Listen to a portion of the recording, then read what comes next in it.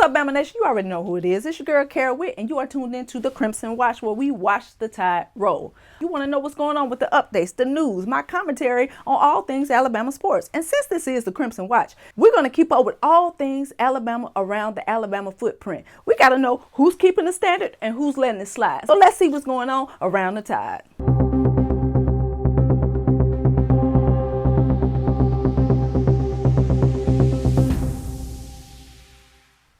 Show some love this week to the women's tennis team. 2 Alabama players, one won SEC Player of the Week and one won Freshman Player of the Week. Nelson actually ended up getting Freshman of the Week because she helped secure the victory in the Blue Gray National Tennis Classic. And we hadn't won that since 2015. So congratulations, ladies. Thank you for bringing us that dub and maintaining the standard. Moving on to the men's baseball team, we beat UAB. We had to do a couple of innings, so we kind of squeaked the win by. The score ended up being 9-7, but hey, a win is a win. Next is women's gymnastics. You know I love my girls. Y'all know I love my girls, especially Shania Adams, who won SEC Specialist of the Week. Along with that, the number 10 Alabama gymnastics team did beat Georgia. See, this is my thing. Y'all can't even beat us in flipping. You brag about flipping our coaches and flipping our recruits and flipping our commits. And you can't even beat us in actual flipping. Hey, you can't make this stuff up. The jokes write themselves. But congratulations to our gymnastics team. And of course, being a winner. Also, the men's basketball team played tonight at 8 p.m. Central Standard Time against Ole Miss. Now, Ole Miss has a dynamic offense, so I'm expecting to see a lot of points tonight. Tennessee and Alabama are tied for number 1 in the SEC, so we need this road win tonight, fellas. We're going to be cheering you on. We're going to be supporting you, and let's go and get this dub, y'all. And last but not least, the women's basketball team. We beat Mississippi State 87-75. Although we love a team win, we got to make sure that we shout out our ladies. Aaliyah Nye, who had a career high of 28 points and tied for a single game of the most three-pointers. What makes it more spectacular is she had the program record for the most three-pointers in a season. Ladies and gentlemen, what makes this so important is that she is the 6th player in Alabama program history to reach the 100-mark pinnacle amongst the men and the women. That's not an easy feat. So congratulations, Miss Nana. You deserve it. And congratulations to the women's basketball team. Can't wait to watch the next game. And roll tide, ladies. Let's go ahead and get into what's been going on with the Alabama football team and the coaching staff.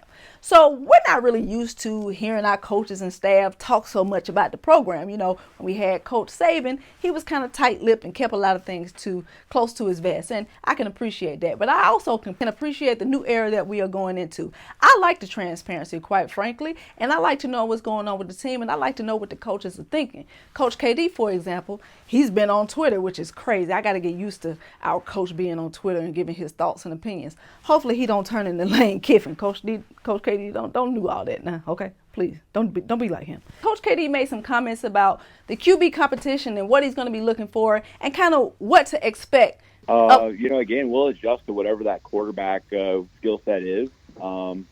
Certainly a guy that can deliver the ball to the skill around him. I think, there's 11 players in the football field, both sides of the ball.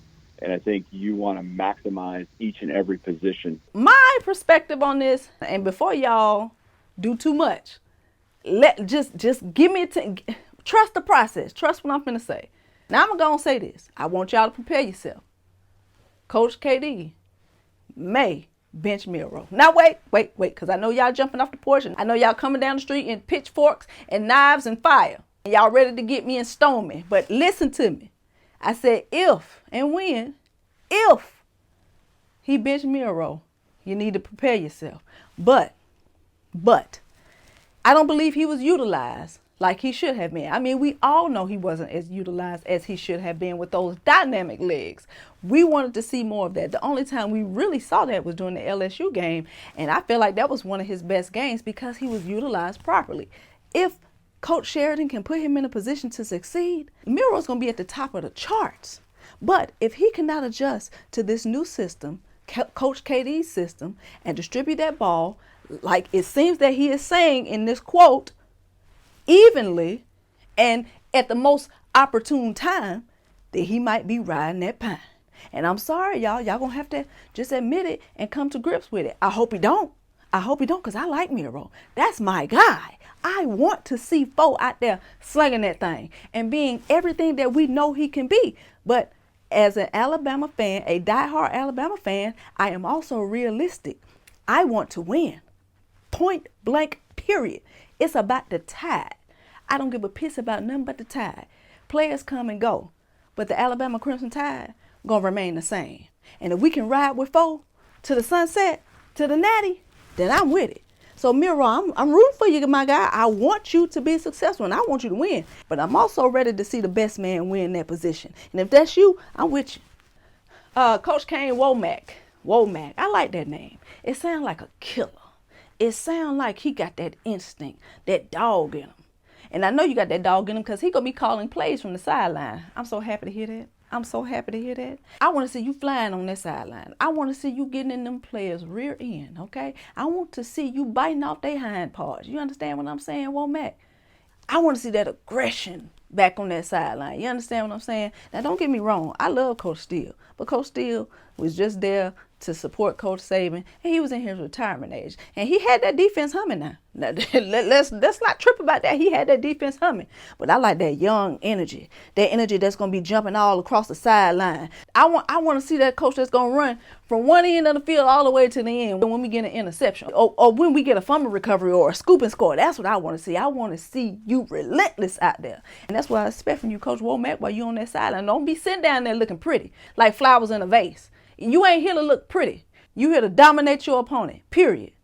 And I think you can do that. So I'll be waiting. I'll be watching you. The thing that I have noticed with our coaches is that it's like I don't think we really just focus on one coach in particular. Yeah, Coach DeBoer is our head coach, but we really have been focusing on the OC, the DC, and we're seeing them more so as a unit than just one guy, one figurehead, which was Coach Saban. Now, I think the coaches are more of a team and the team is more of a team. That means you're going to accomplish more when you got everybody on the same page. You got the coaches on the same page with the same common goal, and the team is going to be able to look at that and see that mirror and say, oh, these guys are a unit. They want to win. Everybody want to win. Everybody got the same mindset. Not to say that Alabama didn't have that before, because we got 18 national championships that shows that we was always about the same mission. But it was always Coach Saban was the guy, was the face of Alabama. Now,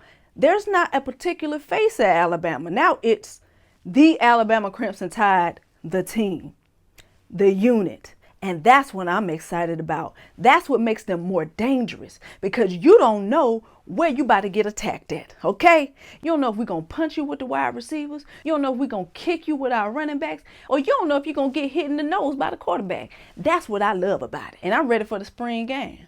And speaking of the spring game, I'm going to be at A-Day, and I want to see all of your beautiful faces.